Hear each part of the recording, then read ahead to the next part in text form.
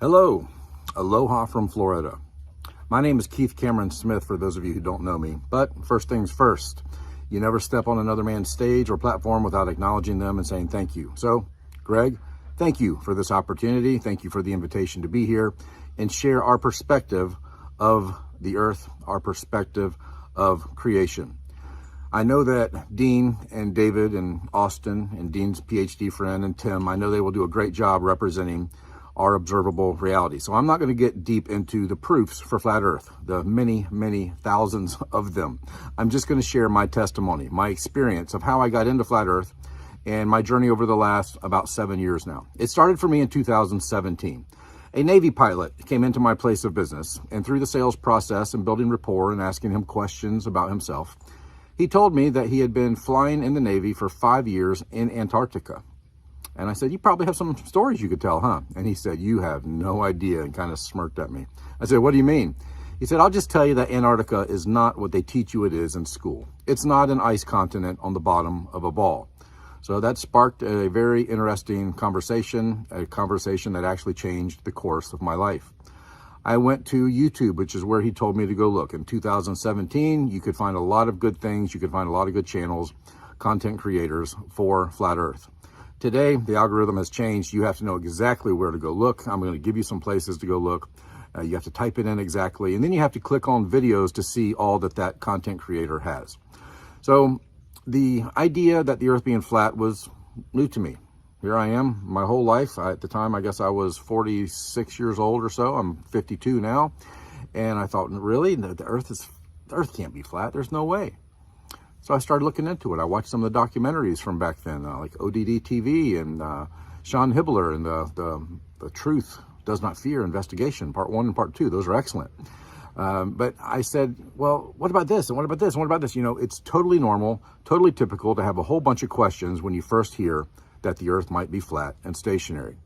So I went and I listened to all of the overpaid pseudoscience priests like Neil deGrasse Tyson and Brian Cox and Michelle Thaler and different people that are pumped up and promoted by the algorithms to try to keep people away from flat earth and tell everybody that flat earth is just stupid and archaic and blah, blah, blah, blah, blah. I listened to all of them, all the big ones anyway. And after a while, it became obvious, it became crystal clear that what they were claiming had zero evidence in reality. Claims without evidence. That is the pseudoscience community of today. If you believe the earth is a spinning wet rock in outer space, after almost 7 years of research personally and teaching this for the last 4 or 5 years now, the only thing you have is blind faith in pseudoscience nonsense. You don't have even 1 ounce of empirical, observable, measurable, repeatable evidence for the globe. It doesn't exist. The heliocentric hypothesis is a scientific absurdity. So my research led me to other people like David Weiss and some of the podcasts you did back then, David. You're a patient man. I don't know that I could put up with some of those globe trolls like you did, but they were educational for me. Another one was Ben of Taboo Conspiracy. You know, it's weird because Ben has a Juris Doctorate and 2 master's degrees. Another person I learned from was Eddie Allen Carr of the Flat Earth Banjo USA Japan channel. He's also the author of 16 emergency landings proving flat earth. He has a master's degree in emergency management and all the things he had to learn and study to get that master's degree. You know, this accusation that flat earthers are stupid and broke and live in their mama's basement, it's the opposite. Just like the earth is not spinning and it's not curved, the opposite is it's flat and it's stationary. This accusation that flat earthers are stupid is the opposite. Flat earthers are some of the most intelligent, smart, independent, critical thinking people I have ever met. I'm one of them. I'm not the smartest guy in the world, but I'm certainly not stupid. I'm an author. I have books by major publishing companies selling in many countries and languages around the world. I used to travel and fly almost every week somewhere teaching at a business event or a church. I've been in many churches, even churches like Greg's. But I gave all that up. 2017, my wife and I had more and more children. I've been married 25 years now. My wife and I have 7 children together, and we're busy working and paying for their food and their clothes and their shelter, which they live in a really nice place. But I gave all that up and I just started working and raising my family. And then flat earth hit me. I mean, we call it being flat smacked sometimes. It hit me. It smacked me upside the head. And that conversation with that Navy pilot really did change the course of my life. And I started learning from these guys. And I recommend those guys I just mentioned to you. If you don't know who they are, check them out. Check out the work, the countless hours of work they put into it.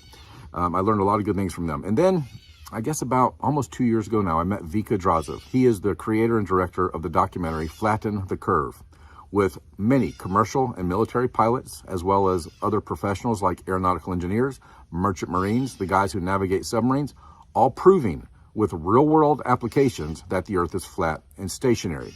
I started going on Vika's podcast, and after, this was maybe a year and a half ago now, after a few months, Vika said, guys, I got another idea for another documentary. Hey, squirrel. Squirrel. And, that happens down the rabbit hole. The rabbit hole has a lot of rabbit trails, and sometimes you see a squirrel or something else. But anyway, life is good. Vika said, hey, I got this idea for this new documentary. Keith, would you like to be in it? And he told me what it was. I said, yeah, I would love to be in it. So I had gained enough knowledge at that point to communicate clearly that the Earth is an enclosed electrical, topographical, stationary plane. And his idea was for the new documentary. It's called The Mechanical Realm. If you haven't seen it yet, it should be, by the time of this debate, it should be free everywhere. It is about the AntiKither Mechanism, this little device, this little machine that is allegedly, according to science, 2,000 years ago. But science is confused. Isn't it funny that they're always caught off guard? They're always surprised. They're always confused. We don't understand. Maybe because your beliefs are wrong. Maybe because your beliefs are blatantly false. But the science community says this little shoebox device, this machine, shouldn't have existed 2,000 years ago. Clockwork devices and intricate gears and pulleys and pins and slots and coaxial shafts, all that didn't exist 2,000 years ago. That didn't come in until the 1400s or 1500s. How did the Greeks have this? I don't know. But if the historical narrative is true, which you'll find out as you research more about reality, you've been lied to about history just as much as you've been lied to about geography and astronomy. So this little device is a geocentric, flat and stationary device, a geocentric, flat and stationary realm machine created allegedly by the Greeks, who shouldn't have had this technology. But not only did they have the technology to build this little shoebox device that you can crank up and you can perfectly watch the movement of the heavenly luminaries above us, they had the software to put into this hardware. They had the knowledge to put into this machine of how everything in the sky above us works and still works today. So that is, the whole documentary is mostly about the AntiKither Mechanism. We go into a few other subjects, but check that out. That's part of the learning for everyone who is into the researching reality for yourself instead of trusting the government indoctrination camps. I asked a group that I admin on Facebook. I admin several different groups and moderate several of them, hundreds of thousands of people. In one of the big groups, I said, hey, what has the knowledge of flat Earth done for you? Would you share that with me? Hundreds and hundreds of answers came in. There were 3 answers that came up repeatedly. They said the knowledge of flat Earth has given them more peace of mind, a greater sense of freedom, and a closer connection to our Creator. When I heard that, I just dove all in even more and said, that's worth promoting, that's worth teaching, that's worth learning about, and I have. Now, there's other things I'm studying now with history and archaeology and the ancient architecture that's everywhere across the surface of our flat and stationary Earth. That's an interesting subject too. But think about those 3 answers. That people who have come to the knowledge, not a belief of maybe, kind of, yeah, maybe the Earth is flat. No, a knowing. Flat Earth is not a belief. Flat Earth is a knowing. Knowing the Earth is flat and stationary gives people more peace of mind, a greater sense of freedom, and a closer connection to our Creator. The truth sets you free. Lies put you into bondage. Truth feeds your faith. Lies feed your fears. Truth creates life, and lies destroy it. The globe is a lie. Flat Earth is truth. The truth of the Bible, the truth of science, of real science, true science, today in this day and age, everything that is truly observable, measurable, and repeatable, all confirms that the Earth is flat and stationary. So for those of you who are new to this, welcome to Flat Earth. For those of you who have been into it a while, keep going, keep questioning everything. Have a good one. Have a great time. God bless. Don't waste any more time. Visit the links above now and order my book, 16 Emergency Landings Proving Flat Earth. Visit my online store now and order the new enhanced Gleason's Flat Earth map. This map used to be in every school and library in the nation before NASA was created in 1958, when the maps were ordered removed. Have your Gleason's map hanging on the wall in your house where no government can take it down. Here you see it hanging on a wall in the house of the late Charles K. Johnson. Here is a quote from the book 1984 by George Orwell. Every record has been destroyed or falsified, every book rewritten, every picture has been repainted, every statue and street building has been renamed, every date has been altered, and the process is continuing day by day and minute by minute. History has stopped. Order your map now.